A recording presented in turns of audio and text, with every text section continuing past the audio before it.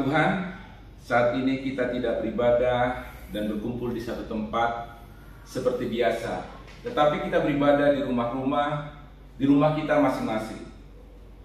Tidak bisa dipungkiri bahwa ketakutan bahwa akibat dari COVID-19 ini begitu luar biasa.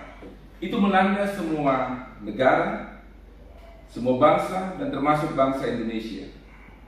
Keterbatasan dalam penanganan COVID-19 ini itu membuat ketakutan yang luar biasa. Keterbatasan pengetahuan juga itu membuat kita begitu takut, sehingga banyak orang mencari jalan cara masing-masing untuk menyelamatkan diri. Banyak kegoncangan terjadi di masyarakat. Sekolah-sekolah diliburkan, perusahaan-perusahaan harus mengatur kembali cara bisnis mereka, dan juga pegawai-pegawai negeri sekarang ini banyak yang diliburkan. Saya mau sampaikan bahwa ternyata ketakutan terhadap COVID-19 ini itu membawa perubahan perilaku. Jadi COVID-19 ini itu nyata-nyata bisa membawa perubahan perilaku. Perilaku semua orang berubah. Perilaku yang seharusnya dilakukan itu menjadi tidak harus ternyata. Rutinitas berubah menjadi tidak rutin. Sadar atau tidak sadar bahwa ketakutan terhadap COVID-19 ini menjadi luar biasa mencekamnya. Dan sikap kita, sikap orang terhadap perubahan perilaku itu. Kenapa mereka perilakunya bisa berubah? Karena mereka sadar akan ancaman. Mereka sadar akan akibat yang fatal dari COVID-19 ini. Jadi kesadaran itu membawa perubahan perilaku ternyata. Mari kita lihat sedikit jauh ke belakang. Masih ada satu ketakutan atau bahaya yang luar biasa, lebih bahaya daripada ancaman dari COVID-19 ini, yaitu akibat dosa. Akibat dosa itu maut. Tetapi kenapa orang tidak mau berubah perilakunya? Karena ancaman daripada akibat dosa ini. Jawabannya ternyata bukan kesulitan yang besar atau ancaman yang besar yang mengubah perilaku, tetapi bagaimana kesadaran orang itu terhadap akibat dari ancaman itulah yang akan membuat dia berubah perilakunya. Jadi kenapa dosa sudah disebutkan bahwa dosa itu akibatnya adalah maut? Kenapa orang itu tidak berubah? Karena mereka berusaha tidak sadar. Tidak sadar. Jadi saat ini mari kita benar-benar sadar akan akibat dosa itu adalah maut. Maka kalau kita benar-benar sadar, maka perilaku kita akan berubah. Perilaku secara rohani kita akan berubah ketika kita sadar akan akibatnya. Ibadah kita hari ini ada di rumah-rumah, bukan di satu tempat yang disebut gedung ibadah. Ternyata hari ini kita harus sadar bahwa rumah kita pun itu adalah tempat ibadah. Jadi rumah itu adalah tempat ibadah. Di rumah kita bisa mengalami satu ibadah yang luar biasa. Memang tidak ada suasana hiruk-pikuk di sana, tidak ada worship leader di sana, tidak ada musik yang seperti ada di gedung-gedung ibadah. Tetapi perubahan saat ini terjadi untuk menyadarkan kita bahwa rumah kita itu adalah tempat ibadah. Rumah kita itu adalah tempat untuk kita bisa mengalami Tuhan. Rumah kita itu adalah tempat untuk kita bisa mengalami lawatan Tuhan. Hari ini kita mau dengar kesaksian bahwa di rumah-rumah ada kebangunan rohani. Di rumah-rumah ada lawatan Tuhan. Di rumah-rumah ada kebangkitan iman. Kita mau dengarkan kesaksian demi kesaksian bahwa bapak-bapak dipulihkan, ibu-ibu dipulihkan, hubungan antara bapak dan anak itu kembali dipulihkan. Kita mau dengarkan kembali bahwa perubahan karena kesadaran akan Tuhan, itu kembali di rumah-rumah. Rumah akan penuh kemuliaan, rumah akan penuh dengan kesaksian, rumah akan kembali untuk menjadi tempat untuk berdoa bagi kota dan bangsanya. Kita mau dengar, kita mau lihat bahwa kehadiran Tuhan di rumah-rumah itu akan membawa pemulihan di hari ini. Ada kebangkitan yang besar di rumah-rumah sekarang. Ada kebangkitan yang besar atas bapak-bapak. Ada kebangkitan yang besar atas ibu-ibu. Ada kesaksian di rumah-rumah. Ada sekarang ini tergenapi bahwa rumahku adalah rumah kesaksian. Rumahku adalah rumah berkat. Kita mau lihat hari ini tentang hati yang menyembah Tuhan. Satu kisah yang luar biasa. Bagaimana perempuan Samaria itu berjumpa dengan Tuhan. Perjumpaan yang tidak disengaja, perjumpaan yang tidak diinginkan. Tetapi apa yang tidak diinginkan itu luar biasa. Bahwa keinginan manusia berbeda dengan keinginan Tuhan. Tapi ketika keinginan Tuhan itu terjadi dan kita terima dalam hidup kita, kebangunan rohani itu luar biasa.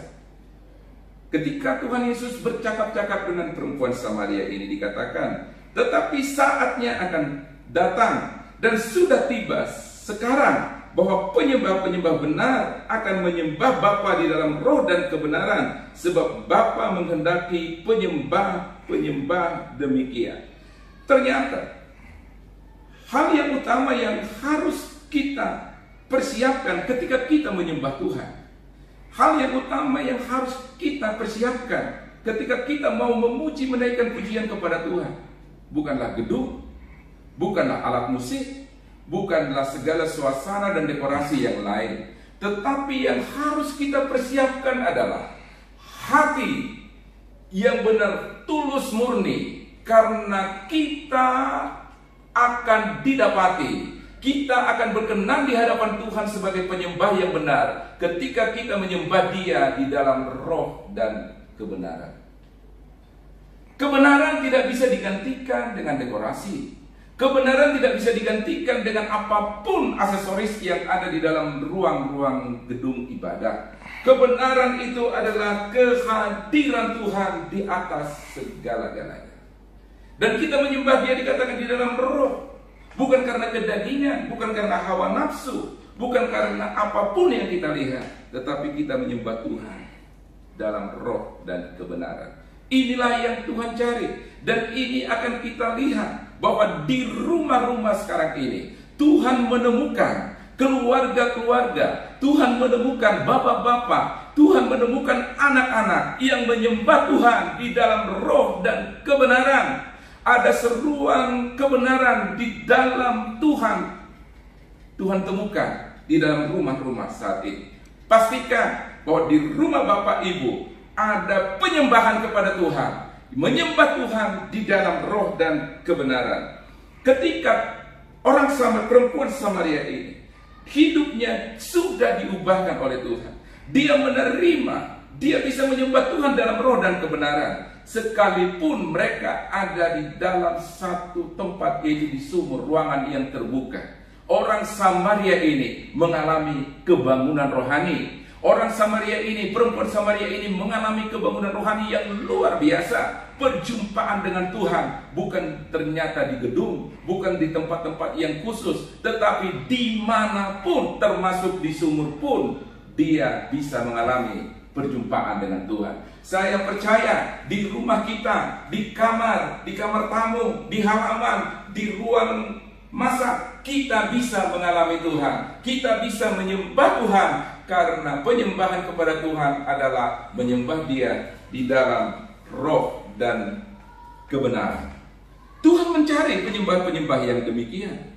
Biarkan hari ini Tuhan temukan kita sebagai keluarga, sebagai orang tua, bahwa saya dan seisi rumahku menyembah Tuhan di dalam roh dan kebenaran.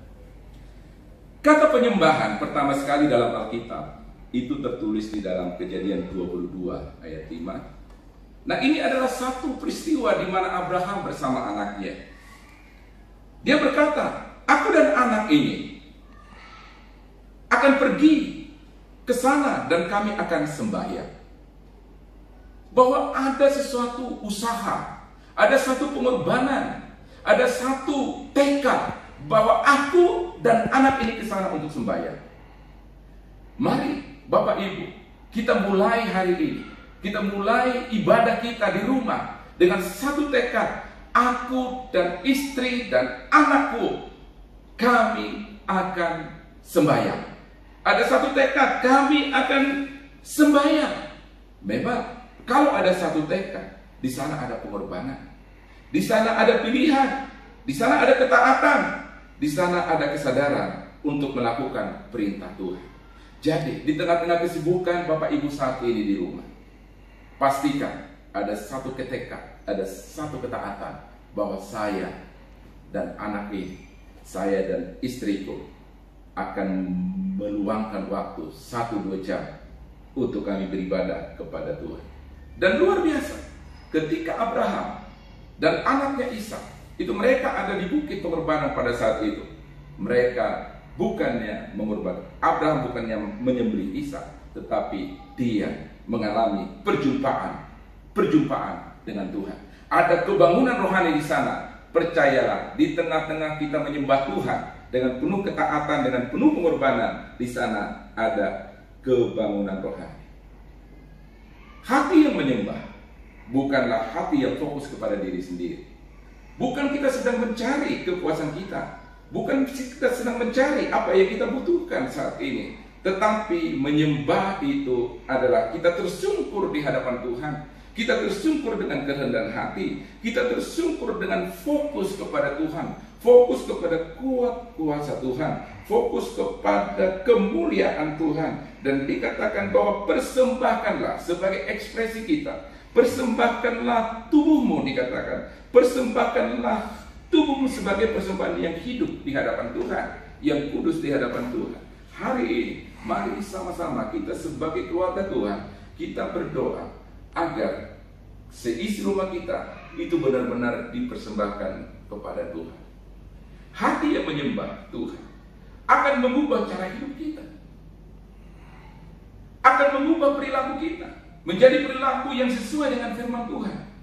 Orang yang menyembah Tuhan, orang yang menyerahkan hidupnya tersungkur kepada Tuhan, maka itu akan mengubah cara hidupnya, mengubah cara hidup menjadi cara hidup yang selaras dengan perintah Tuhan. Orang yang menyembah Tuhan membuat kita menjadi pelaku firman. Orang yang menyembah Tuhan membuat kita hidup terhindar dari pelanggaran terhadap firman. Hati yang menyembah akan membuat hidup kita berjaga-jaga dan tidak tertipu oleh pencobaan. Percayalah, hati yang menyembah Tuhan, fokus kepada Tuhan, membuat hidup kita kuat dari godaan dunia ini. Fokus kepada Tuhan akan membuat hidup kita terhindar dari ketakutan yang luar biasa saat ini. Fokus kepada Tuhan akan membuat hidup kita terhindar dari dosa. Orang yang menyembah Tuhan, hati yang menyembah Tuhan, dia akan fokus kepada Tuhan. Hati yang menyembah pasti mengubah perilaku seseorang, perilaku yang menjadi kesaksian bagi banyak orang. Salam Living Hope.